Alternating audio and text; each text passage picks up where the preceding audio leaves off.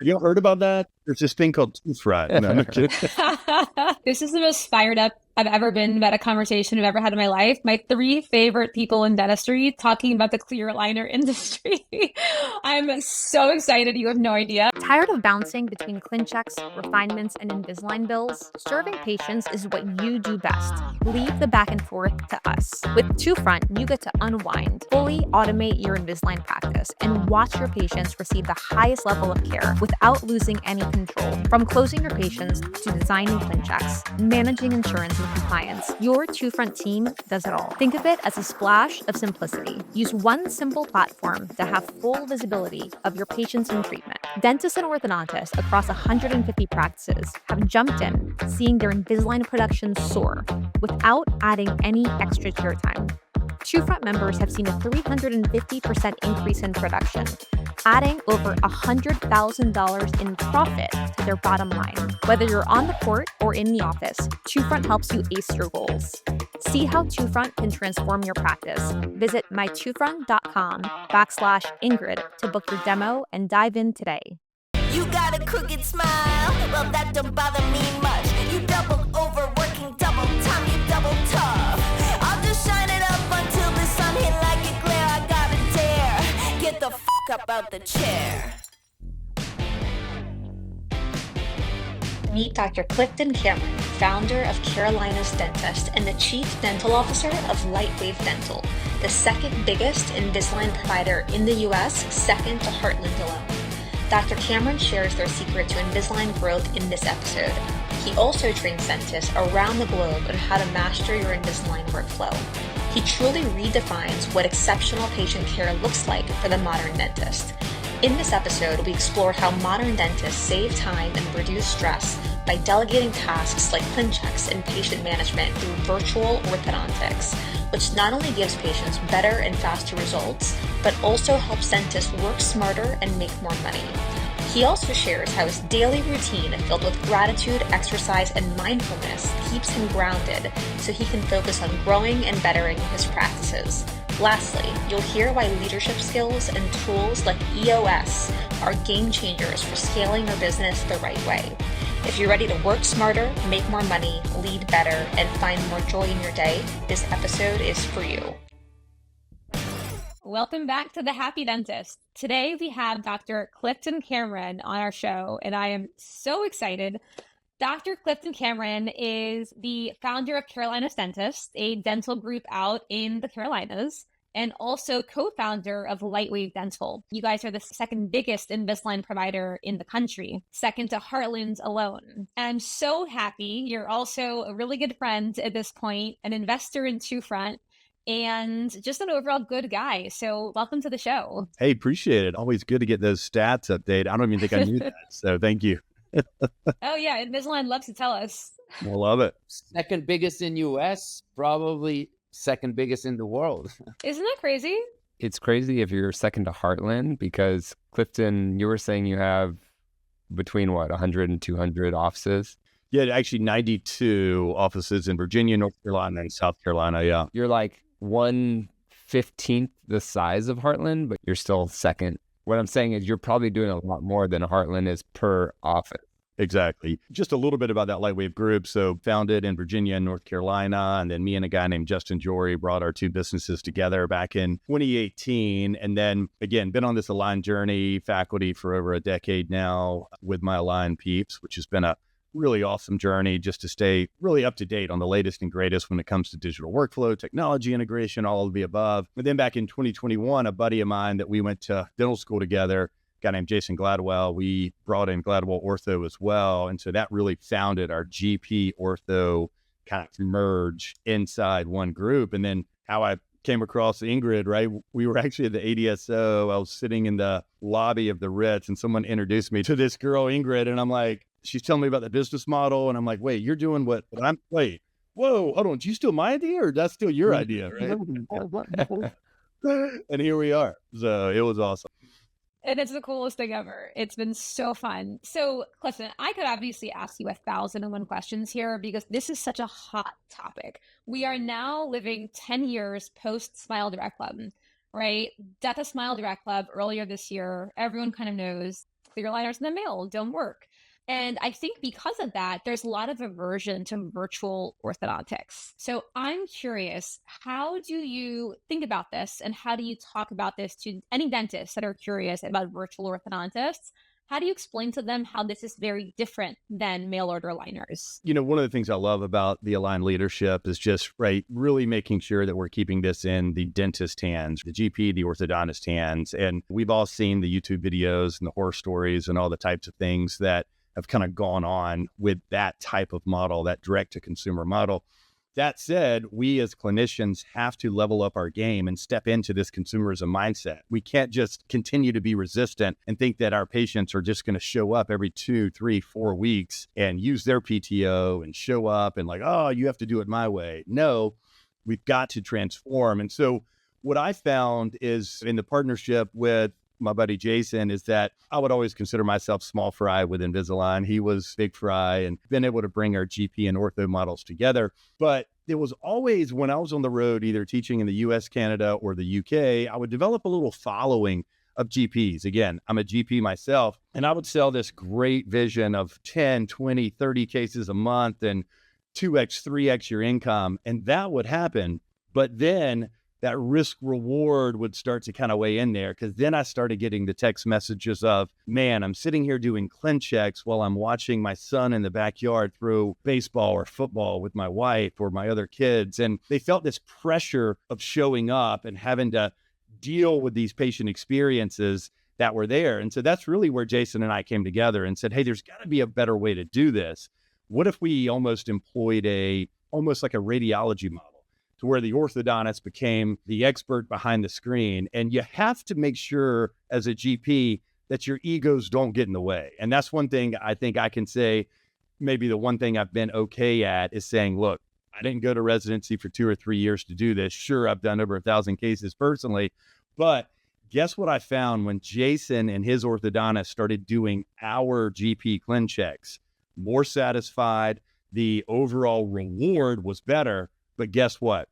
Shorter case times, fewer refinements, and happier patients, which led to happier dentists. So you got to balance out that risk reward, because otherwise you're going to reach that ceiling of complexity. And that's exactly what happened with me. I'm interested in how you measured happiness afterwards, or if you looked at turnover rates, because we have a lot of data showing that when people are burnt out, they quit their job, they find new jobs, they move, they quit the profession, they don't show up well, they don't produce as well, they don't communicate with patients as well. What is your experience with that after you've seen what your doctors were doing before and then how they work now? And why I ask this question, just to preface it, is that I think most people, DSO owners, multi-practice owners, aren't thinking about this. They're only thinking about the money. However, what they don't realize is how much money they're losing by having burnt out dentists. Oh, dude, like we had our annual leadership conference in DC. We brought 450 of our leaders together that represent our 2,500 team members across all of our Lightwave offices. And I had a buddy of mine on stage, a guy named Shreesh Ruparelli, incredible implant surgeon, amazing guy. He partnered with me back in 2021. And Shreesh shared on the stage, took about 2 years. He joined in October 21 and he described October of 23. And he said, man, he's not going to lie. I had lost my purpose. I was clinically just checked out and I was actually physically depressed. Like his wife encouraged him to talk to someone. And again, I take ownership of that because again, as the chief dental officer of the group, I'm really tasked to engage and keep our docs engaged and moving forward and innovating and pressing forward. I just wanted to highlight that because that is real. And we as a collective industry in this group space are swinging and missing it. But back to your question, just around those clear liners and that engagement, we actually are measuring it in 2 ways. One way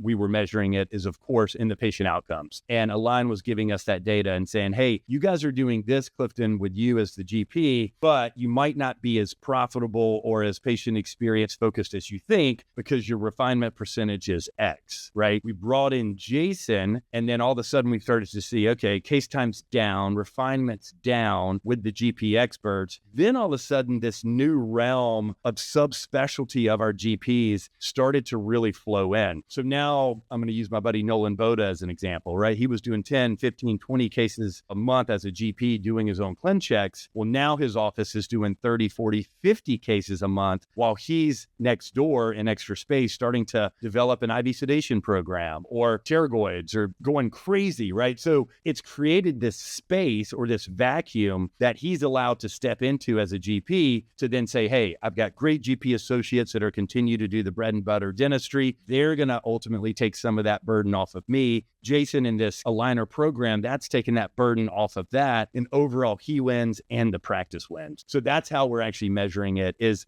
being able to sit down with all of our GPs every quarter through a program that we call Every Doctor Every Quarter, to where we sit down and we review their top 3 personal, professional, and financial goals. For the last 2 years, it's pretty cool. I have 220 of my doctors, GPs and specialists. I know exactly what their top 3 personal, professional goals are, and then we track completion. That's how we engage and make sure that we prevent or at least reduce this type of burnout that I allowed to happen under my watch with Dr. Ruparelia and others. It's like a business coach. It is. If I understood correctly, your model is basically centralizing the digital planning of the ortho cases, where all your dentists will collect the data, of course, maybe still have the final call on the treatment plan, but they will send the cases to you and you will do all the digital planning for them. Is that correct? You got it. Exactly right. So the GP and the GP team, right, we are still the experience vehicle. We are still perio, malocclusion, restorative, Botox, whatever, right? Comprehensive dentistry is happening in the GP office. But when it comes to that malocclusion section, hey, Tommy, were you aware your teeth are shifting, colliding, grinding, blah, blah, blah, whatever. Once we establish concern, we go to the Tiro, the in-face visualization, right? Hey, I'm glad you're concerned because I'm concerned as well. Hey, great news. We've actually partnered with the #1 Invisalign provider in the country, and we're going to be able to rock and roll with this and get you going right now. That ClinCheck and all the digital planning happens between the GP and the ortho through obviously secure messaging and all the HIPAA compliant stuff. But the orthodontist is setting up and doing the ClinCheck. Trays show up into the office in the prescribed time frame, and they're off to the races, and allowing the GP to continue to focus on other things that they're probably more passionate about anyway. So you basically have a team of orthodontists planning the ClinCheck for all the 100 practices. You got it. Exactly right. Have you heard about that? There's this thing called tooth fry. No, I'm not kidding. This is the most fired up I've ever been about a conversation I've ever had in my life. My 3 favorite people in dentistry talking about the clear aligner industry. I'm so excited. You have no idea.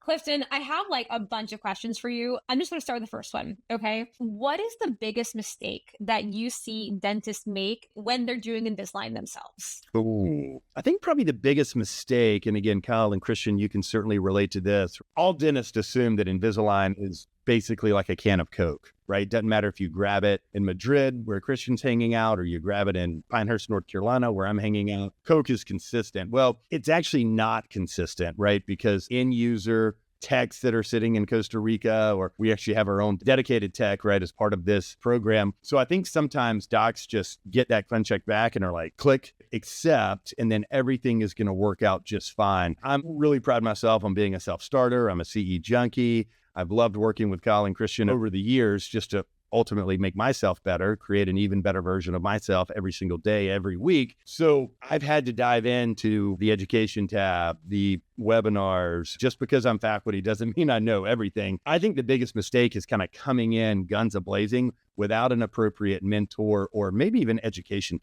That's so true. And that comes from, well, maybe not the original Invisalign business model, but once it got into GPs, I think that was the selling point, was like, take this weekend course. You got it. We'll do all the planning for you. You just press go. And all you have to do is put on attachments and deliver trays and maybe do IPR. Right. And I know with my experience, that wasn't the case, right? Because I kind of did that and then realized, like Clifton was saying, I'm having to do 2-3 revisions every single time. Yeah. And this isn't making any money. When I finally looked at my cost per hour or cost per minute. Exactly. Yeah, I controlled the ortho, but I made no money. I lost money many times. Correct. Clifton, tell us, because you are the second biggest Invisalign provider probably in the world, right? How much time do you think GPs spend on average on an Invisalign case? Ingrid, I've seen, as in I've done, right, 4-5 year cases. That was exactly where I was going. Again, to my Invisalign peeps, nothing wrong with that model that you sold me as a GP. The problem was the efficiency factor, the burnout factor. I never hurt anyone because all of my cases finished just fine. And the ones that didn't, hey, I called my buddy and was like, hey, maybe got out over my skis a little bit right here. Right? Help me out, reel me in, whatever I need to do. Call my mentor, Doug Brandt, go way back and setting up a lot of the DSO structures early days before there even was a special markets program at Align. And that's really where we really have gone, is just train the trainer type setups. Build these great trainers inside these groups. Or if you're a solo practitioner or a small practitioner, find that appropriate mentor to create those levels of efficiencies, which again, I've been blessed to be able to create internally. And again, of course, being part of this call and part of this team with a two front, that truly is the solution. But again, oh gosh, it can drag on forever. And it starts to keep you up at night. That's not fun. Give us a number. If you were to guess on ClinChecks and chair time, give us a number of what you think. Because Invisalign gives people a number that I had to plot for 2 years, but I want to know what you think. Let's just say it's a year case and you're sitting there and so many people are still bringing patients in every 4 weeks or 5 weeks, right? And you're like, what? If you look at that, that's 12 visits, 12 hours, plus ClinChecks, refinements, 20 to 30 hours a case, potentially, right? I mean, when you're sitting there looking at it, and then as Kyle just said, you start doing the production per visit, production per hour, then you're like, where did I go wrong here? Well, we know where you went wrong. You obviously have one of the biggest discounts, Invisalign discounts in the country, we would assume. When I go around and I do these small dinners around the US and I ask GPs, what's your number one gripe with offering more Invisalign? And most people say the cost. They say, if all I did was get the cost down, I would do more Invisalign. So you already have the cost down. So I think you told me a story once about, even though you have the cost down, you did a macro analysis of how profitable Invisalign was at your practices. So can you tell us a little bit about that and the truth about Invisalign profitability? So I was able to bring in outside investment back kind of early days and just went through a recap process in 2023. And it was actually going through that diligence process, pretty much like a colonoscopy, even though I've never had one. I've heard they're not that much fun, but that's essentially what it felt like when back in 23. But we were trying to look at basically unit economics for an individual case. Top line, actual collected over a period of time, lab bill. You just started going down because it has become a race to the bottom when you think about really competitive metros, markets, all of the above. All of a sudden you're like 2,500 Invisalign comprehend, and you're like, how is that even possible? So when we looked at it, based on running it through the entire profit loss statement, what we found is once you get below about 5,000, 4,800 to 5,000 per case, it became a break even for the actual practice itself. Now, the provider, whatever your percentage of collections or production or however the provider is actually paid, the provider is still winning, right, as far as getting their monthly doctor compensation. But when it came to overall elevating the business, it actually became EBITDA dilutive once you got below that 4,800. And it was EBITDA accretive once you stayed kind of above that $5,000 mark, which again, in this group game, right, as we all know, in order to continue to invest in technology and new practices and move this industry forward, we have to keep an eye on both, certainly. When I started to work with Invisalign and connect Invisalign to DSD around 8 years ago, maybe more, almost 10 years ago, they at that time told me that philosophically, their idea was that they had ClinCheck to do the heavy digital work for the dentists, but they were expecting that the dentist would understand biomechanics or this new digital aligner biomechanics and will make all the major decisions themselves, manipulating the software and finishing the case. As you mentioned briefly, it didn't happen. They were telling 10 years ago that they were surprised that, I don't remember, they told me, don't tell anybody, but it's around 80% of the ClinChecks that we send back to dentists. Dentists don't even look at it and they just approve the way it is, expecting magic to happen. And we are not telling people that we do the magic. We are telling, we do the heavy lifting. You need to understand what you're doing and you need to finish the plan digitally. So we evolved into the situation where many people started to have problems, and then aligners started to get some backlash. It doesn't work. Still today, we have many very well-known old school orthodontists that are very aggressive against aligners. So with your experience, you have 100 clinics doing aligners, thousands and thousands of cases done, and a huge collective intelligence among your team. What can you do? And are there still limitations with aligners? And what are the issues, the clinical problems that you see the most happening because of lack of understanding of the system? Yeah, no, it's actually a great question. Wish I had a couple of my ortho badasses on here with me because I'm going to step in. Don't worry. Oh, perfect. There you go. All right. I got one on here. Luckily, Christian, we call it kind of share of chair. Across our ortho practices, we're averaging about 70% aligner, 30% bracket and wire. There was a story when I was still cranking full-time clinically as a GP. We didn't have this rolling yet. This was probably about 10 years ago. And my nephew, my sister's son, came in and there was Jack, right? Just horrible compliance, just gingival overgrowth over the brackets and wires. I took off his front 4 brackets and wire because I was like, I can't even see anything. And there were just little frowny faces of caries right under all of those. And where is he today? He's a linebacker at Bucknell playing football. You know, he's got 4 massive composites on his 4 front teeth that are eventually going to be RBCs, veneers, stepping into that setup. It was just that crucible moment for me where I was like, I'm never going to allow this to happen again. I remember that conversation with my sister like it was yesterday. And I was so disappointed that I had technically allowed that to happen as a quarterback. So here we are today. Certainly 10 years ago, the aligner technology was not there. But my kids today are 15, 12, and 9. All 3 of them are in aligner therapy right now. My youngest is in palatal expanders, 3D printed, snap them in, rock and roll. So listen, my take, and Ingrid backed me up on this, 95% of cases. And again, the cool thing is our GPs are treating teen cases when they don't have the orthodontist in their market. If the ortho practice is in their market, they're going to send the teen case over there, right? Let them manage it and handle it. But for example, in our Wilmington, North Carolina market, where we don't have an affiliated orthodontist, we're rocking and rolling with dropping on some buttons, some elastics, some expanders, some whatevers, just to make sure that we can avoid exactly what we were talking about. Ingrid, would you agree with that? 95% of cases are kind of there? I would say 98% of cases qualify for clear aligner therapy with an orthodontist who specializes in clear aligner therapy. And that's the caveat. Hearing what you say, Christian, about what the Align team told you, I think nothing angers me more because this is like what I spent my whole life doing, studying orthodontics, got to residency, and I actually was lucky enough to specialize in clear aligner therapy at Harvard. I've got to tell you, we did thousands and thousands and thousands of cases. It was like a football team, and they were training us with tape. And we had the best orthodontists from all over the world, from Brazil, from Mexico, from Greece, from Turkey, from San Francisco, New York, all over Boston, flying in to teach us. And I've got to tell you, there is no world where CE courses can teach someone how to do that. Yes, class 1 cases with 2 to 4 millimeters of crowding, a GP can learn how to do.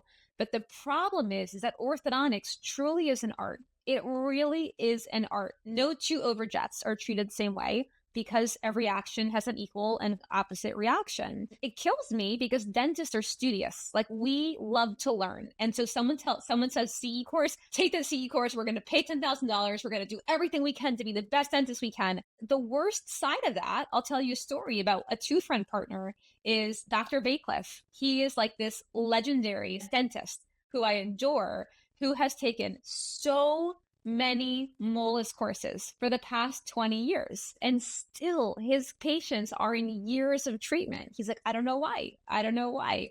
And so it's this lie. And I hate to say that it's a little bit of a corporate lie that all you got to do is take these courses and you're going to be able to do everything you want with clear aligners.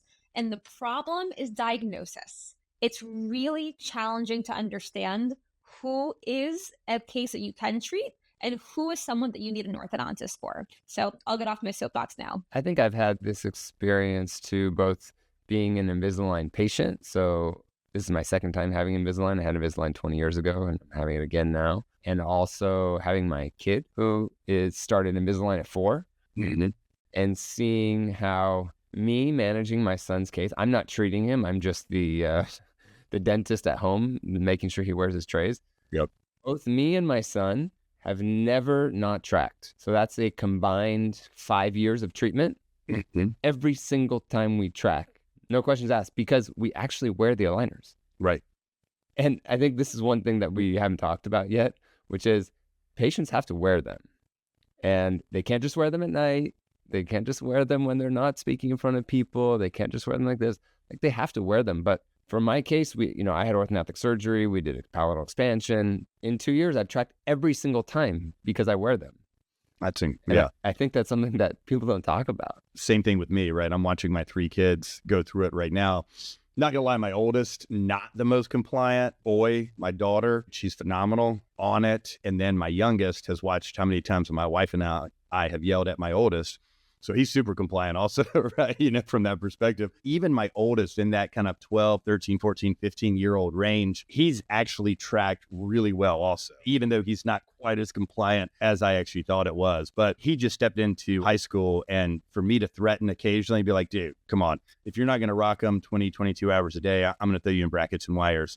It is not cool to have braces in high school. It's cool to have braces in middle school or elementary school, but not in high school. That's right. I saw with my son, because me and my son are being treated by Audrey Yoon. She's like this amazing airway orthodontist. She leads the team at Stanford and the sleep team. She's incredible.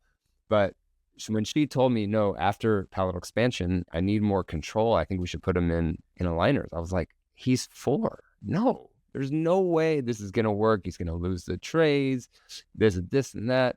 And she said, have him wear the trays all the time. Have him wear it when he eats. You take him out, you clean him, and put him back in. And that's what we still do.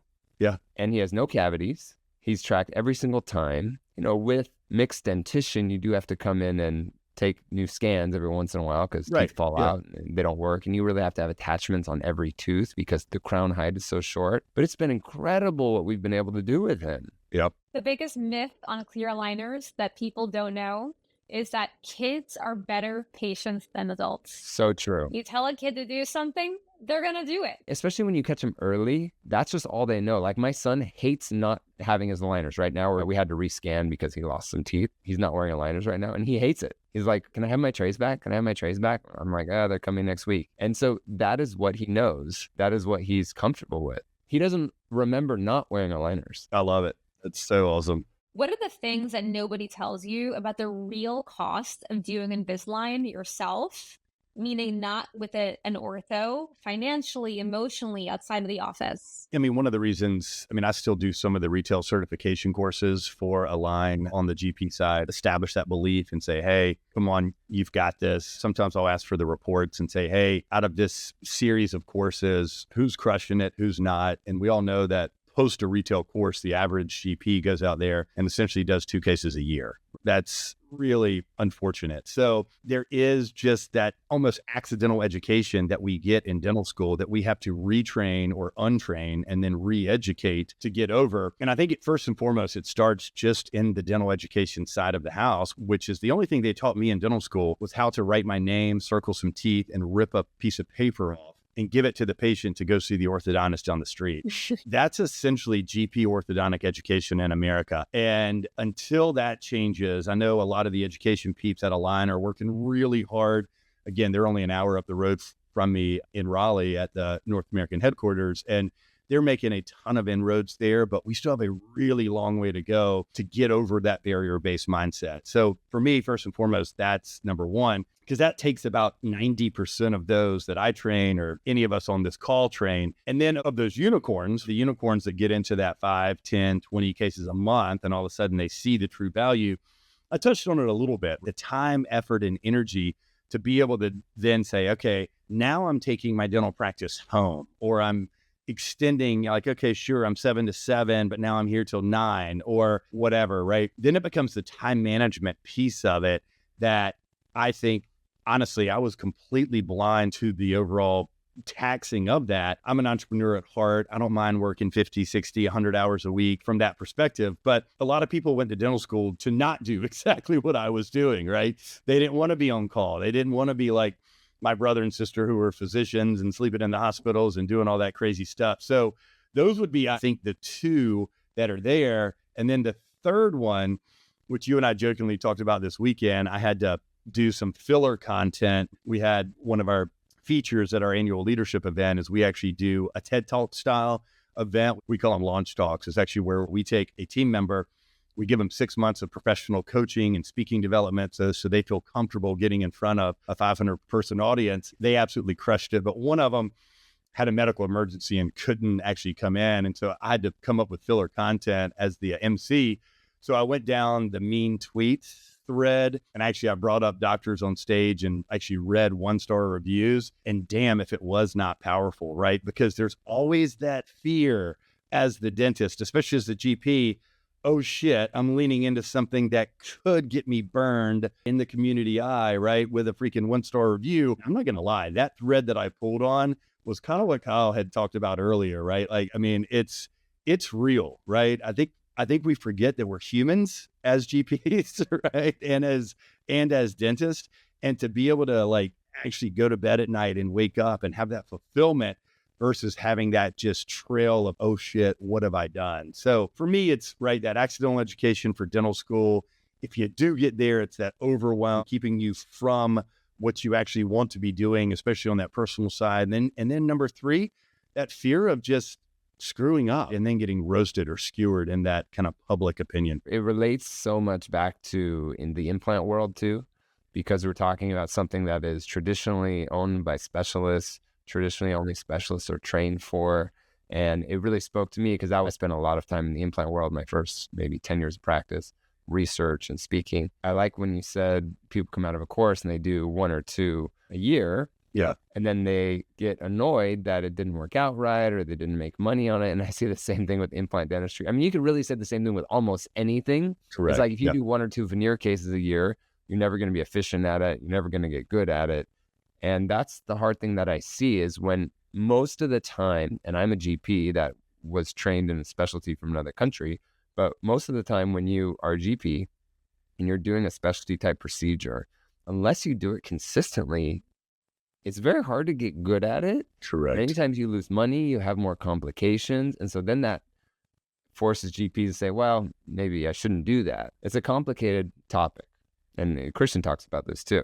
There's so many GPs that want to grow their aligner business. There's so many dentists that are doing good with the aligner business that want to open a second location, a third location, that want to expand. But very few are successful. And you have 100 of them, 100 practices. If you could summarize the things that you believe you did right at the beginning to be able to expand with such consistency, if you could look back and identify the things that you did right to allow you to grow the way you grew, what would these things be? It's so funny that you asked that question because I literally I had a little breakout. We call it our new associate mixer, where we bring all of our docs that have joined the organization since January. And I looked them straight in the eye and I said, hey guys, listen, I wish I had someone that had told me this in the first 6 or 12 months of my career. Hey, sorry to tell you this, but becoming a good technical dentist is not enough, is absolutely not enough. Your end game is leadership. Slow clap on that. Your end game is leadership. It took me 5 years to figure that out, Christian, right? And all of a sudden, it's like when I started getting stirred with the emotion of watching my DA celebrate how great that outcome was with that patient, all of a sudden I was like, wait, the arrows were pointed in on me for the first 5 years of my career. I've got to turn the arrows out. And it's actually not about me. It's about my practice manager and not feeling like we have to discount or give away free dentistry, or my dental assistant feeling that sense of accomplishment because she was just as much a part of that case as I was. It wasn't all about me and the income and whatever I was doing. So what I found, Christian, early days when I started Carolina's Dentist were really 2 things. Like I had to become a better leader, bottom line. For me personally, I leaned in. I had a mentor that I had just providentially run across locally. And so I leaned in with Dan Sullivan and his strategic coach program out of Toronto. You consciously invested on yourself to become a better leader. 100%, right? And again, I went 5 years hardcore with strategic coach as part of their signature and then 10X program. And then on the business side, I realized I kept putting out the same fires over and over and over again. And that's when, and actually Ingrid and I are on the same journey because she's taken 2 front there too, which is so exciting. There are hundreds of different operational platforms out there. You just got to pick one. And mine was EOS, Entrepreneurial Operating System. Gino Wickman in the book called Traction And so personally as a leader, I leaned in with strategic coach, whether it's YPO or EY, or there are a ton of them out there, right? Go pick one. Yeah, it's going to cost you some money, but go pick one. And then on the business side to scale, I knew that I needed to have something, some operational platform, because yes, guess what? I had to let go of the vine because all of a sudden I recognized, oh shit, I'm now turning my patients over to doctors that maybe I don't trust or I don't know or I haven't seen their clinical outcomes. You have to find a way to let go of the vine, and EOS was really that platform for me. We use actually the same. We when we started to try to become a professional company, Yeah. we use the same book and the same platform. No way. That's 3 of us on this call right now. 2 friends also on EOS. You nailed it, to leadership and having a professional business platform to run your business, to guide you through the daily management of everything and the amount of new things that you need to manage. These are key 2 things, but they are kind of generic for everybody. Are you able to find a third aspect that is more customized and personal to you? Something, the third component of your success? And maybe specific for clear aligners, if I may add that. Yep.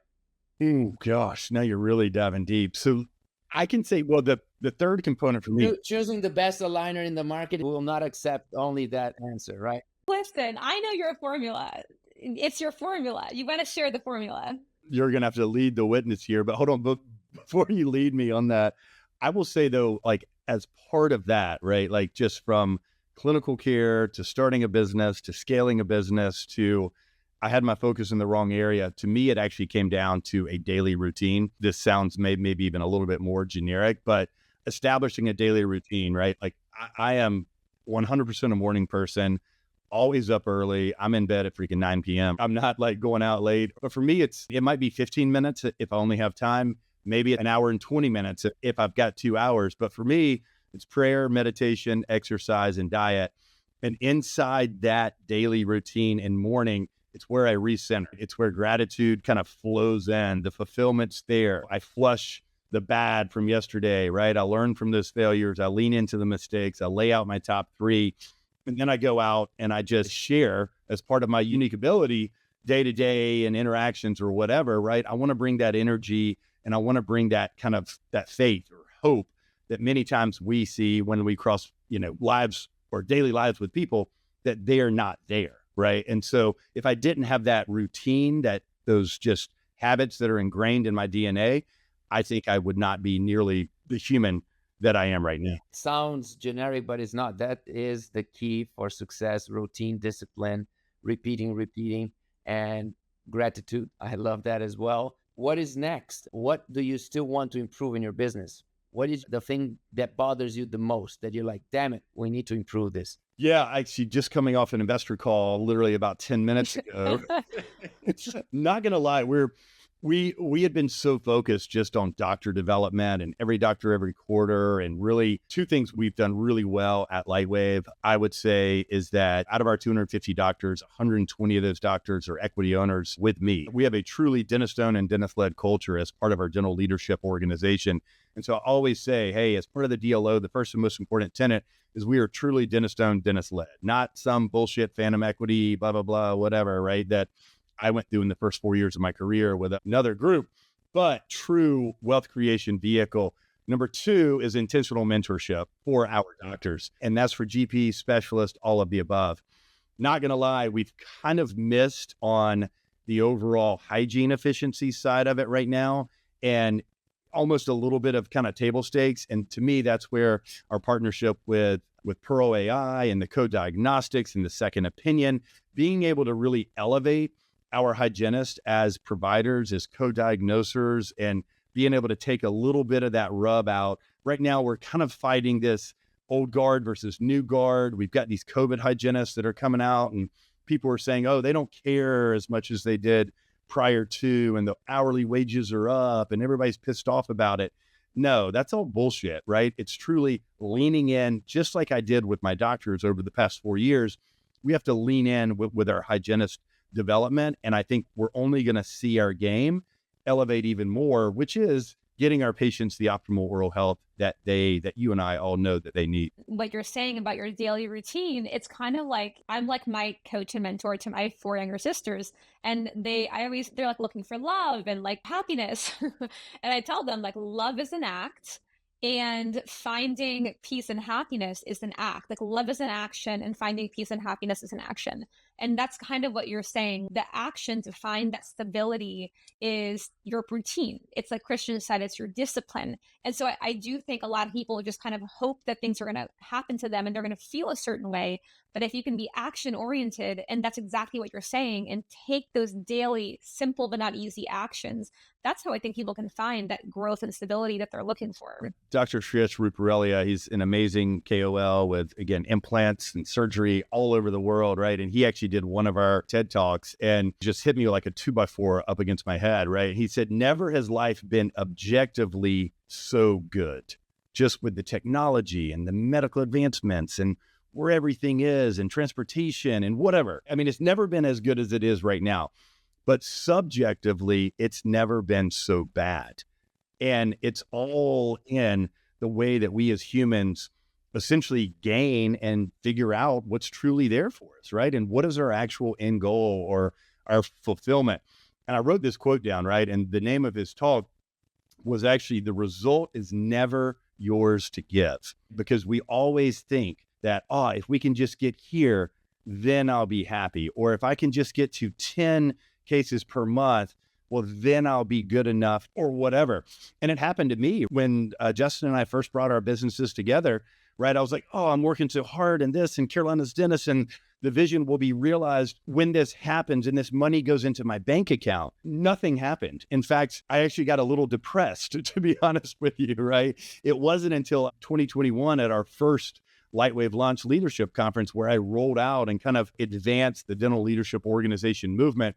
That was the realization of the vision, because I saw what it did to those around me.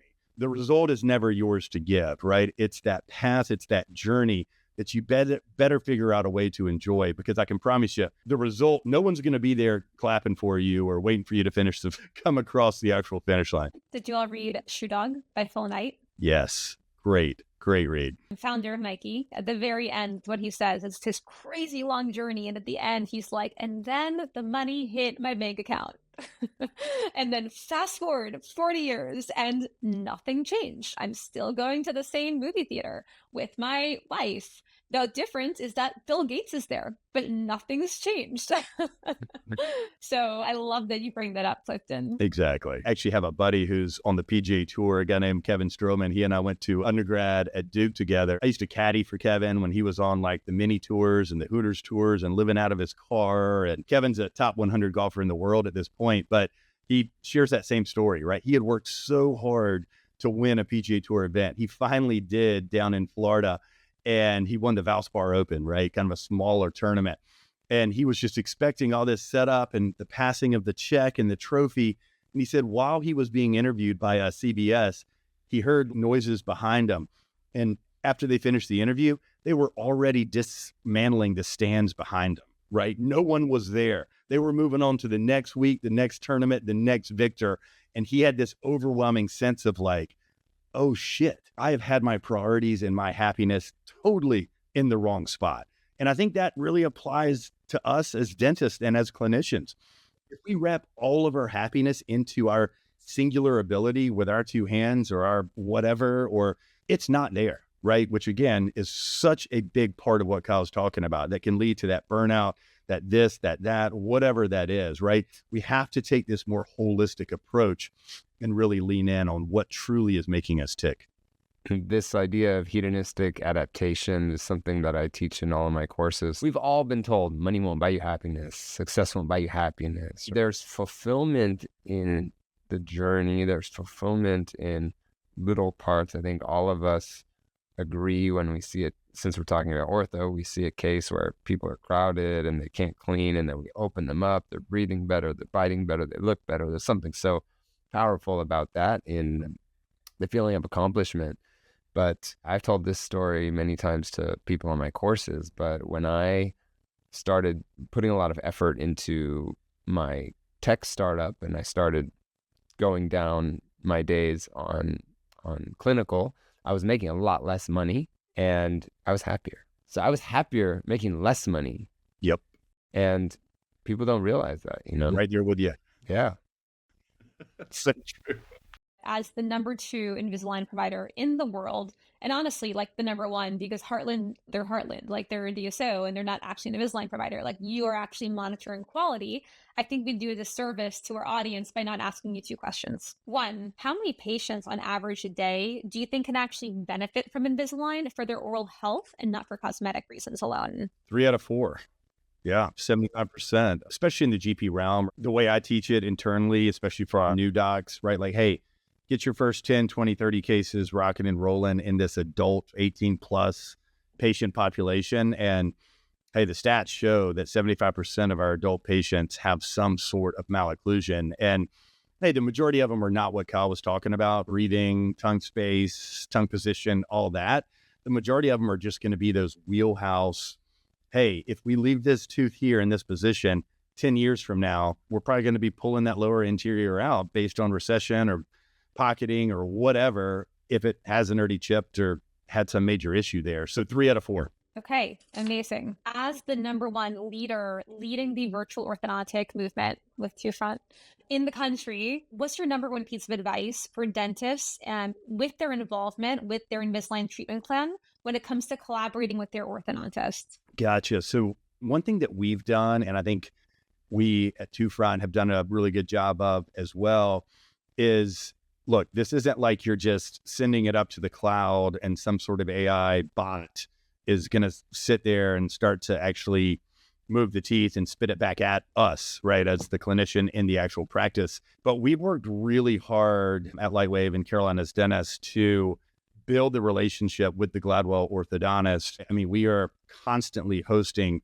doctor meetings. We have assigned doctors per group of practices. So 8 out of 10 of your cases are not going to need a ton of collab, but there are those 2 out of 10 that are going to be leaning in with Christian's work with DSD and Smile Architect, where we're going to say, hey, don't forget there's an implant here, there's this here, this is the long range plan, this is a 6-month restorative case based on reconstruction and all of the above. The future of orthodontist, I've got a slide in one of my decks, right? And the Dr. DeMoya is one of our awesome SPP, Strategic Partners Program orthos, who does these cases virtually. He'll just send me like a quick little cell phone video and be like, hey, Clifton, what's up, man? Listen, this rotated premolars, this, that, whatever, right? And it's so nice that I didn't have to wait for an edible arrangement to show up, then send him a piece of paper, or then call his practice manager to then get on the list for people to call back to then do this. He just literally took a selfie video, sent it to me and said, hey, this is a trouble spot.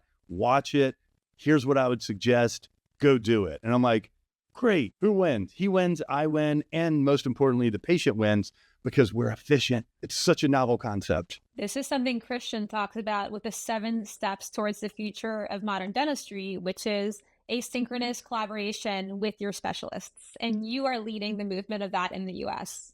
I love it. I love it. Well, I can't wait to follow Christian's footsteps because I'm seeing what him and Michael are doing and all the amazing stuff, right? So, I mean, this is so much fun. And hopefully you can pick up my energy on this as well, because it was literally overnight. We were a primarily GP-based business. We were all GP and one oral surgeon up until really 2021.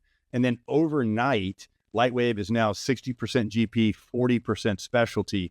And we are working our asses off to integrate this, not just from like and again, we would never do this, like, hey, GP, you have to refer there. What we're saying is, hey, specialist, come in and actually help mentor as part of this EDEQ, Every Doctor, Every Quarter program.